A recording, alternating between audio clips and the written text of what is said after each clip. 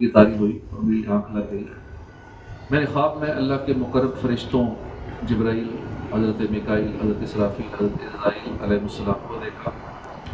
تین مقرب فرشتوں سے گفتگو کا ذکر کرنے کے بعد شیخ احمد بن صادق فرماتے ہیں میں نے حضرت عزرائیل علیہ السلام سے عرض کیا میں اللہ پاک اور اس کے پیارے حبیب کا واسطہ دے کر التجا کرتا ہوں کہ آپ میری جان نکالتے وقت مجھ پر نرمی فرمائیں۔ انہوں نے فرمایا رسول اکرم صلی اللہ علیہ وسلم پر کثرت سے درود پاک پڑھا تھا۔ کثرت سے درود پاک پڑھنے والے کی جان بھی کچھ آسانی سے نکلتی ہے۔ صلو علی الحبیب صلی اللہ تعالی علی محمد صلی اللہ علیہ وآلہ وسلم۔ عربی میں شہر کو مدینہ کہتے ہیں۔ یہ آبادیوں کی تقسیم جیسے دیہات، گوٹ، گاؤں، شہر، جہاں بہت سارے گھر ہوں، جدید سہولیات ہوں، اسکول، اسپتال، بڑے تعلیمی ادارے وغیرہ ہوں، اسے شہر کہتے ہیں۔ کوئی بھی شہر ہو عربی میں شہر کو مدینہ کہتے ہیں۔ حضرت صالح علیہ السلام کی اونٹنی کی ٹانگیں جن بدنصیبوں نے کاٹی ان کے واقعے کو بیان کرتے ہوئے اللہ پاک نے فرمایا وَقَانَ فِي الْمَدِينَةِ تِسْعَةُ رَهْطٍ يُفْسِدُونَ فِي الْأَرْضِ وَلَا يُصْلِحُونَ، اور شہر میں 9 شخص تھے جو زمین میں فساد کرتے تھے اور اصلاح نہیں کرتے تھے۔ یعنی جن بدنصیبوں نے اونٹنی کی ٹانگیں کاٹی تھی وہ قوم سمود کے شہر ہجر کے رہنے والے تھے۔ اب یہاں ہجر کو اس شہر کو فرمایا گیا مدینہ، تو لفظ مدینہ کا لفظ معنی ہے شہر۔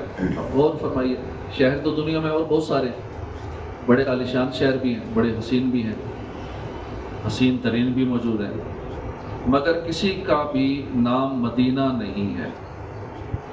مدینہ صرف ایک ہی ہے۔ آخر کیا وجہ ہے؟ باقی شہر تو ہیں مگر ان کا نام مدینہ کیوں نہیں ہے؟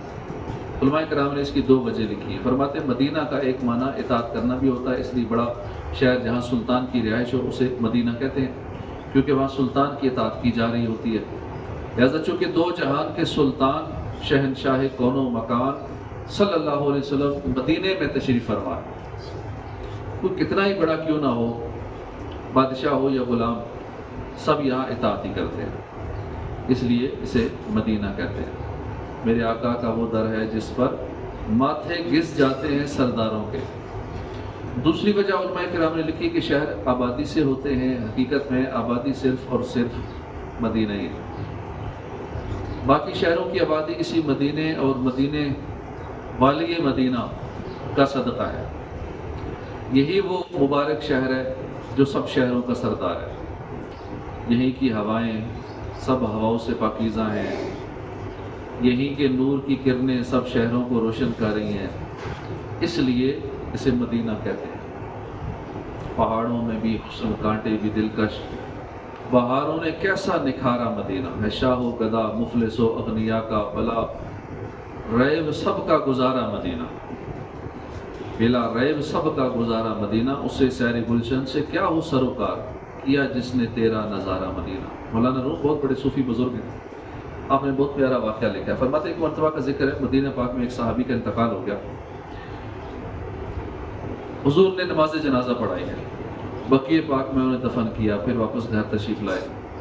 ایک تو یہ بھی کیسی خوش نصیبی کی بات ہے، آج جب کوئی مرتا ہے تو کسی کا جنازہ محلے کے امام صاحب پڑھاتے ہیں، کسی کا جنازہ شہر کے کوئی بڑے عالم صاحب پڑھاتے ہیں، بعض بڑے فخر سے بتا رہے ہوتے ہیں کہ میرے بھائی کا جنازہ فلاں فلاں علامہ صاحب نے پڑھایا، فلاں مفتی صاحب نے پڑھایا، فلاں پیر صاحب نے پڑھایا، اتنے لوگ جنازے میں شریک ہوئے۔ بلکہ اس سے بھی آگے کی بات کروں، اگر کوئی مدینہ پاک میں وفات پا جائے تو اس کی وفات کی خبر سن کر عموماً لوگ انا للہ نہیں پڑھتے، بے ساختہ زبان سے نکلتا ہے سبحان اللہ۔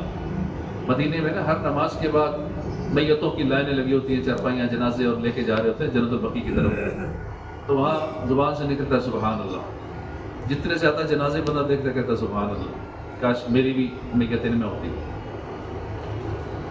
واہ کیا قسمت پائی ہے، ہر ایک کی زبان سے یہ نکلتا ہے۔ اب صحابی رسول کی قسمت دیکھیے، ان کا انتقال تو مدینے میں ہوا اور ساتھ ہی ساتھ یہ سعادت ملی کہ جنازہ حضور خود پڑھا ہے۔ واقعہ آگے سنیے۔ حضور نے تدفین سے فارغ ہو کر گھر واپس تشریف جب لائے، مسلمانوں کی پیاری امی جان سیدہ عائشہ صدیقہ گھر پر تھی، آپ نے جلدی سے کوئی کپڑا اٹھایا، سر پر اوڑھا، پیارے آقا کے استقبال کے لیے صحن میں آ گئیں۔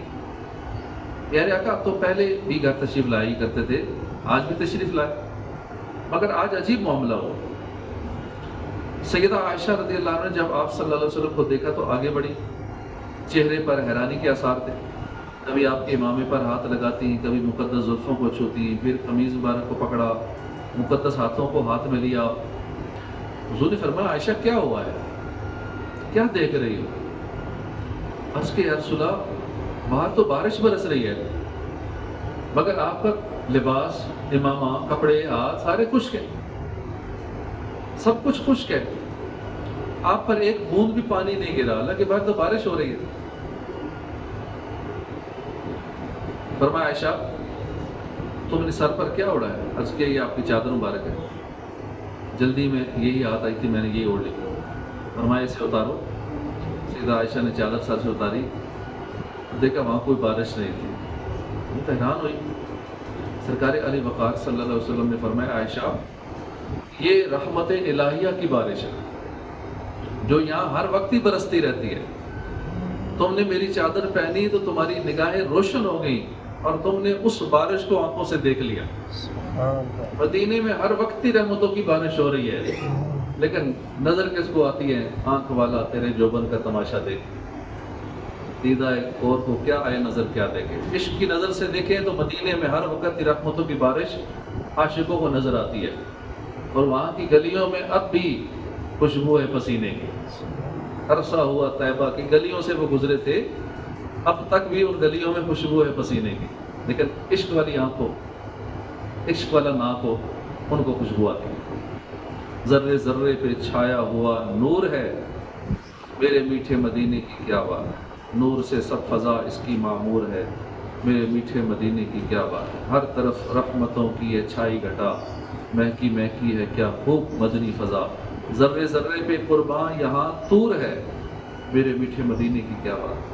یہ شہر مدینہ ہے، شہر تو دنیا میں بہت ہے، ایک سے ایک حسین بھی ہے، مگر ایسا حسین، ایسا حسن جو مدینے میں ہے کہیں نہیں ملے گا۔ آپ کو دنیا کے شہروں میں بڑے بڑے پارک بھی مل جائیں گے، بڑی بڑی آبشاریں بھی مل جائیں گی، قدرتی مناظر بھی ایک سے ایک نظارے نظر آئیں گے، اونچے اونچے پہاڑ نظر آئیں گے، جھیلیں بھی نظر آئیں گی، مگر مدینہ وہ شہر ہے جہاں ہر وقت امن و سکون ہے، ہر وقت وہاں راحت و آرام ہے، رحمت و رضوان کی بارش ہر وقت ہی برس رہی۔